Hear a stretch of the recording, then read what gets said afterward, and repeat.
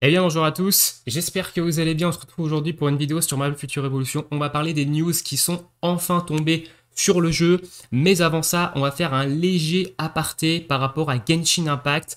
On a eu l'annonce du live pour la version, pour le reveal tout simplement de la prochaine version qui sera la 3.0, donc arrivée de Sumeru, tout ça, enfin.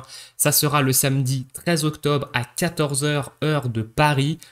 Voilà. Si soyez au rendez-vous pour suivre ce live qui risque à mon avis d'être très intéressant étant donné qu'on parle du live d'une version majeure ici et non d'une version mineure. Sur ce, aparté terminé, parlons de Marvel Future Evolution avec enfin les news qui sont tombées par rapport à Wolverine, par rapport à la prochaine mise à jour, notamment un nouveau mode de jeu, mais on en parlera, ce nouveau mode de jeu n'arrive pas au bon moment. Et on parlera également des petits ajustements qu'il va y avoir en jeu dans la mise à jour du mois d'août. Et il y a du somme. Il y a beaucoup de somme et je fais partie de ceux qui ont du somme et on en parlera évidemment quand on parlera de la DevNote. Mais avant ça, on va se regarder la petite vidéo qu'ils ont postée ce matin sur leur chaîne YouTube qui montre un peu, c'est un peu un teasing de Wolverine. Alors j'ai déjà regardé la vidéo, elle est très bien faite. Et sur ce, on se retrouve après cette petite vidéo.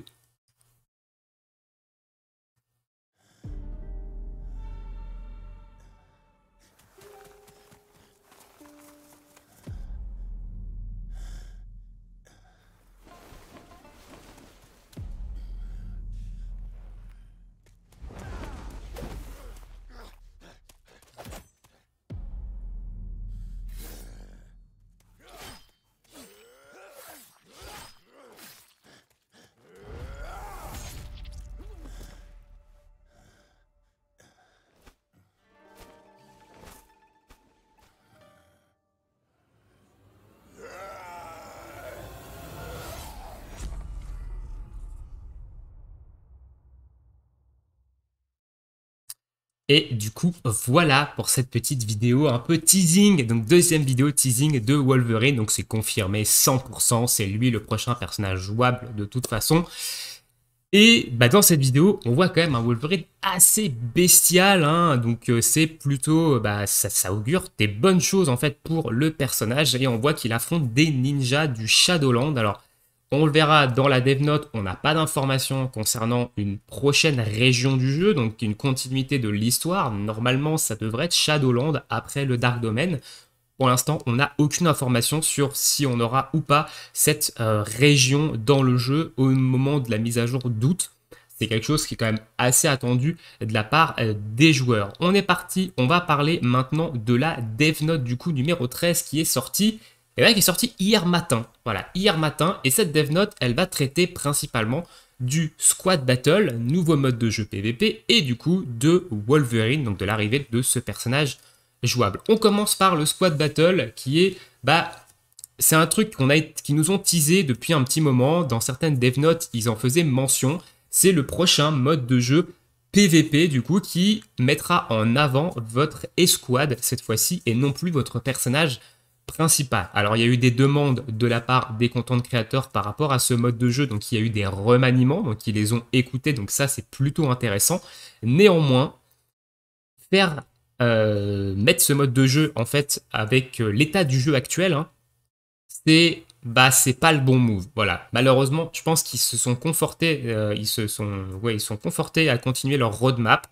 Et honnêtement, vu l'état du jeu à l'heure actuelle, avec évidemment la grosse perte de joueurs, petite information, la semaine dernière, donc première semaine d'août, on a perdu 1400 joueurs au total sur tous serveurs confondus. Il n'y a plus que 2 serveurs qui sont au-delà des 2000 joueurs actifs.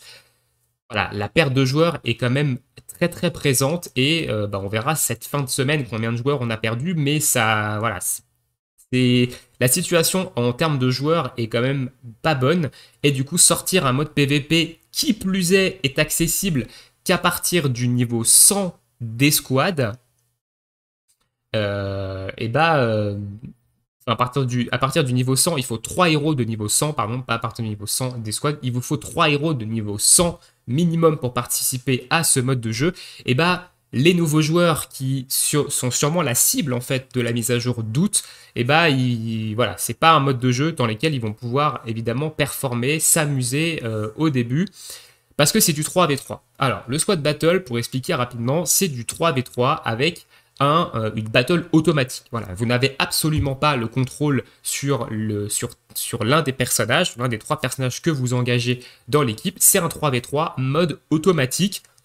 En gros, c'est très certainement celui qui aura la plus grosse puissance qui risque de gagner. Voilà, on n'a pas encore évidemment d'image ni de présentation du mode de jeu, mais en général, dans les modes de PvP automatiques, c'est très rarement une histoire de tactique. Alors, il y aura quand même, à mon avis, des tactiques, parce que peut-être que les personnages auront des passifs par rapport à ce mode de jeu, etc. Donc il y aura des teams, des trios qui marcheront mieux que d'autres.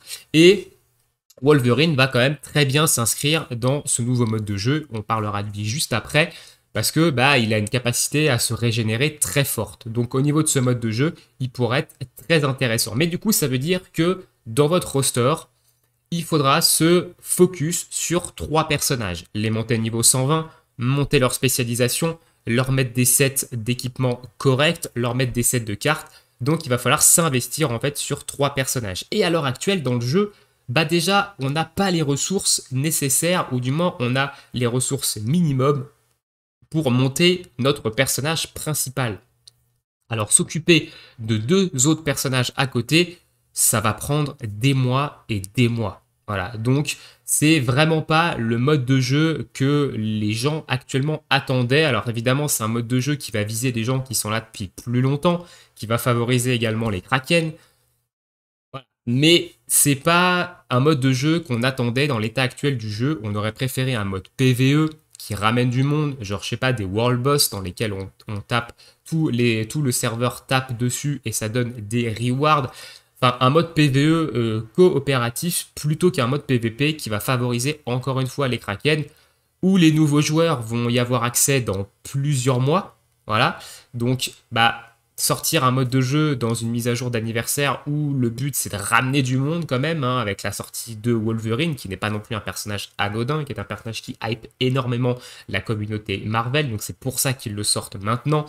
Donc voilà, pour moi, ce squad battle, sur le papier, c'est une bonne idée, voilà, c'est un nouveau mode de jeu PvP qui va offrir une expérience différente, qui va mettre à profit notre escouade, mais en réalité, vu la situation du jeu, c'est une très mauvaise idée.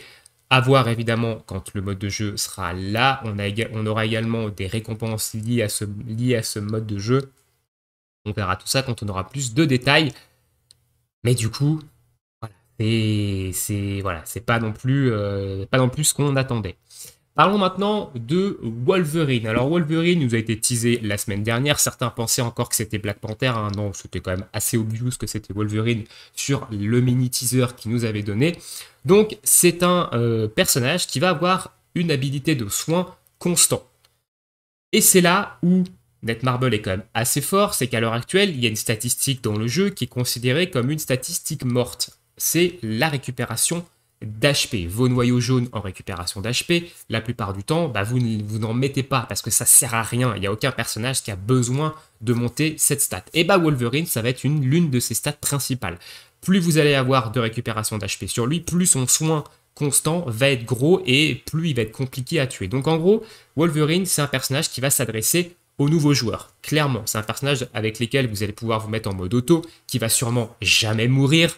Donc voilà, c'est un personnage très bien pour les nouveaux joueurs qui arrivent à peut-être demander peu d'investissement pour être efficace en PvE dû à sa capacité d'auto-soin. Il va consommer moins de potions, donc vous dépenserez moins d'argent en potions, etc. Donc c'est un personnage très très ciblé pour les débutants et c'est un personnage évidemment corps à corps.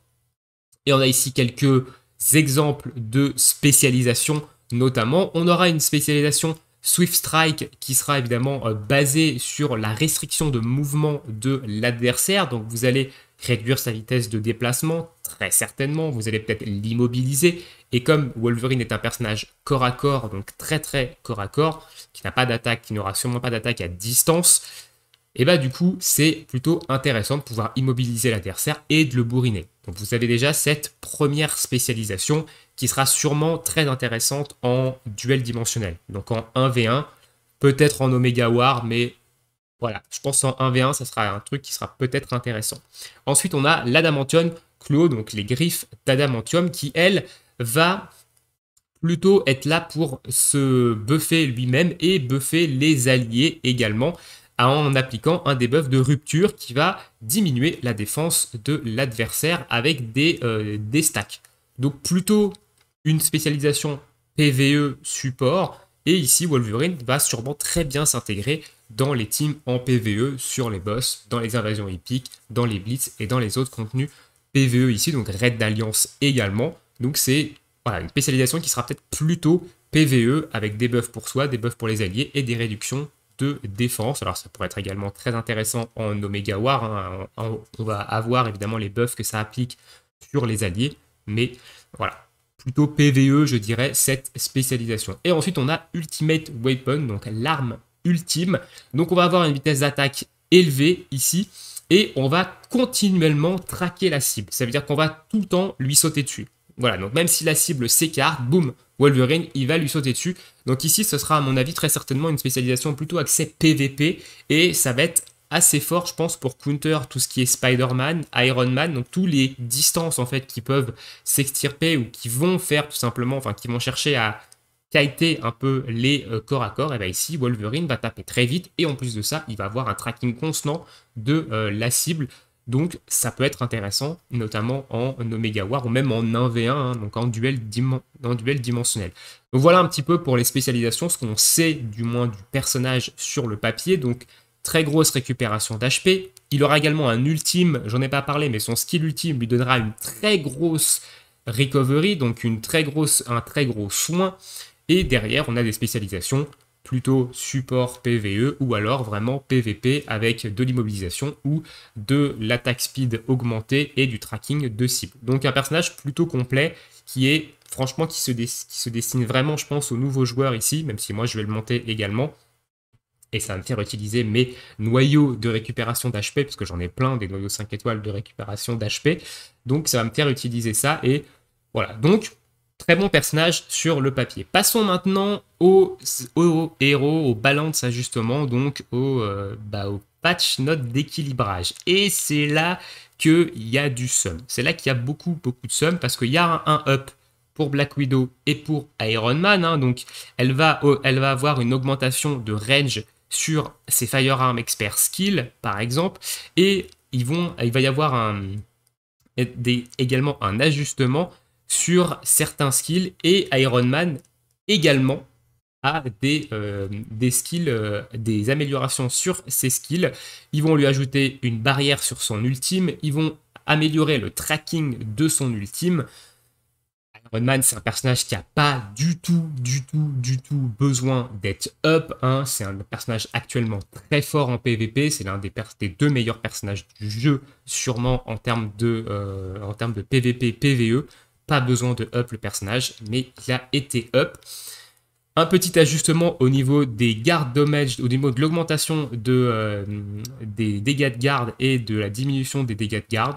Également, voilà, il y a des choses qui se passaient pas bien sur, par exemple, les invasions épiques, hein. Des fois, le guard break arrivait au mauvais moment, ou alors ne se faisait jamais. Donc, ils vont améliorer ça avec, par rapport aux stats, justement, d'augmentation de guard damage et de diminution de guard damage. Donc ça peut être intéressant. Et le troisième point, c'est le point sum. Voilà, c'est le gros point sum qui est un gros point d'interrogation pour la communauté. On ne comprend pas pourquoi ils ont fait ça. C'est contre-productif, surtout par rapport à l'état du jeu actuel.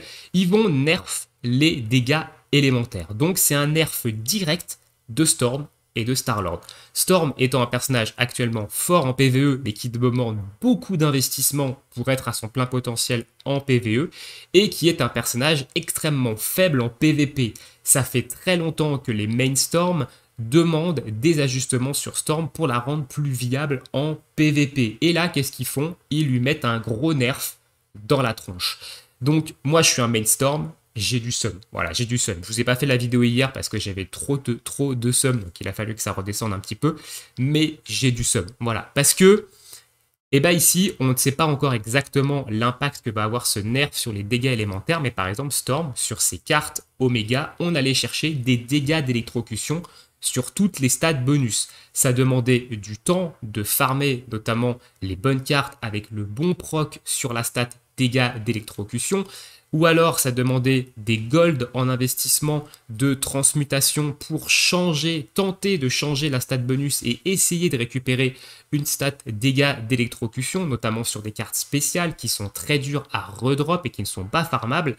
Donc là, eh ben, ça fait plusieurs mois que certains mainstorm comme moi dépensons des golds, dépensons du temps, dépensons de la ressource pour se faire un build correct autour des dégâts d'électrocution qui est la meilleure stat sur Storm à l'heure actuelle pour faire des dégâts en PvE et quelques dégâts en PvP. Et là, ils nous mettent un coup, de batte dans les pieds en fait en disant ok, vous avez passé des mois à faire ça, bah maintenant on vous nerf votre build. Donc peut-être qu'on va devoir complètement refaire un build. Peut-être que la stat de dégâts élémentaires sera plus assez intéressante et qu'on devra aller chercher des dégâts PVP ou des dégâts super vilains, par exemple. Donc c'est voilà, ils avaient déjà commencé à sortir des compagnons qui réduisaient les dégâts élémentaires, notamment les dégâts électriques et les dégâts de feu. Donc les dégâts électriques c'est pour Storm hein, qui joue principalement dégâts électriques, et les dégâts de feu c'est pour Starlord hein, qui a des builds très tournés autour des dégâts de feu. Et là, bah, là c'est incompréhensible. Voilà. On ne comprend absolument pas ce nerf ici sur des personnages qui sont considérés comme low tier, même si Storm, quand on a un gros investissement en PvE, c'est très dur de la prendre en termes de DPS, mais c'est la qualité du personnage. Le personnage est un personnage principalement PvE. Si vous lui enlevez sa capacité à être un personnage fort en PvE, le personnage devient complètement nul. Donc, on attend de voir évidemment cet Elemental Damage Balance. Donc, quel est l'ajustement qui va avoir lieu sur ces dégâts élémentaires. Mais il y a beaucoup de sums et voilà. Et ça va sûrement faire encore fuir des joueurs, ça. Donc, c'est pas du tout c'est pas du tout une bonne amélioration. Surtout que derrière, il buff Iron Man qui a absolument pas besoin d'être buff. Hein. Ici, il faut surtout nerf Spider-Man qui est très fort et qui domine tout simplement le PVP hein, clairement. Ensuite, on a quelques petits ajustements au niveau des cartes Oméga, notamment au niveau de deux stats qui sont complètement inutiles. On va parler de la stat de dégâts surface to air, donc le dégât sol to vol en fait, voilà, donc les dégâts que vous allez faire quand vous êtes au sol sur des ennemis qui volent, qui sont en l'air, et les dégâts inverses de en l'air au sol. Sur des stats qui sont inutiles, qui sont utilisées par personne parce qu'elles sont extrêmement situationnelles. Hein. Elles proc évidemment seulement quand soit vous êtes au sol et que vous tirez sur un ennemi en l'air, soit vous êtes en l'air et que vous tirez sur un ennemi au sol. Donc c'est extrêmement situationnel. Et du coup, ils vont changer ça sur les cartes Oméga. Donc ils vont sûrement les supprimer et ça sera remplacé par d'autres statistiques qui sont plus intéressantes. Donc ça c'est bien parce que c'est deux stats qui servent à rien et on a bien du sum quand on les proc. Donc ça, c'est cool. Ils vont également ajuster la difficulté sur le Battle Challenge, donc sur l'espèce de tour en fait dans lesquels maintenant on a 40 étages et où les 5 derniers étages, c'est des challenges avec des malus bonus qu'on peut lui mettre. Voilà, donc ils vont ajuster ça pour permettre tout simplement de donner peut-être un peu plus de points à ceux qui roulent déjà sur le contenu full point. Donc ça, c'est plutôt intéressant également. Et c'est tout pour cette dev note. Il y a très peu de choses dans cette dev note. Bon, on nous parle quand même pas mal de Wolverine un petit peu. On nous parle un petit peu plus du Squad Battle, qui est le nouveau mode de jeu PVP, et bah on nous met du sum. Voilà. Donc, bah c'est maigre. C'est très maigre pour la mise à jour du mois d'août. Je ne sais pas ce que ça va donner au niveau de l'anniversaire. On a encore très peu d'informations sur les événements de l'anniversaire, si ça va être le seul contenu qu'il va y avoir fin août, etc. Voilà, on a des informations, on a très peu d'informations dans cette dev note. J'espère qu'ils vont nous régaler pour l'anniversaire. De toute façon, ils n'ont pas le choix. Et bah, on s'attendait évidemment à une nouvelle région avec Wolverine, par exemple le Shadowland ici. On n'a pas d'informations là-dessus. Peut-être que ça arrivera, peut-être que ça n'arrivera pas. Mais voilà, on attend plus d'infos. Et là, c'est assez maigre. Actuellement, on n'a quasiment plus d'events en jeu. Le jeu est à l'arrêt in-game. Donc, c'est compliqué. Voilà, c'est compliqué. La situation du jeu est très compliquée. Wolverine et l'anniversaire, c'est leur dernière carte. Si jamais ça flop, il y a de très fortes chances qu'ils annoncent la fermeture du jeu pour la fin d'année. On ne voit pas actuellement ça autrement avec la communauté, étant donné qu'on perd des joueurs, des milliers de joueurs toutes les semaines. Hein, la semaine dernière, 1400 joueurs quand même, c'est assez énorme. donc 5% des joueurs actifs. On verra en fin de cette semaine combien on a perdu, mais voilà, c'est leur dernière carte. Il faut pas qu'il la foire. Si jamais ça fait flop, bah, je pense que le jeu passera pas à la fin de l'année. C'est malheureux parce qu'on n'a pas envie que ce jeu ferme, on a envie qu'il évolue. Et voilà. Donc cette Dev Note, voilà, pas mal de bonnes informations quand même, mais pas mal de sums et pas mal de déceptions pour l'instant. Donc on attend d'avoir un petit peu plus de news par rapport à ça. Je vous mettrai tous les liens dans la description et je vous laisse évidemment ici. Dites-moi dans l'espace commentaire ce que vous pensez de tous ces petits changements, de toute cette Dev Note et de l'arrivée de Wolverine. Et nous on se retrouve bientôt pour de prochaines vidéos. Et je vous souhaite également bonnes vacances, parce que je pars en vacances ce soir, donc on se retrouve début septembre pour les prochaines vidéos. Donc je ne couvrirai pas l'actualité qui va sortir dans les 2 prochaines semaines, hein, que ce soit sur l'anniversaire Pokémon Master ou sur la 3.0 de Genshin Impact. Voilà, vacances oblige et repos évidemment oblige. Donc je vous souhaite tous une très bonne journée, très bonne soirée, bonnes vacances si vous partez en vacances. Et bah, à la rentrée, à septembre. Ciao, ciao!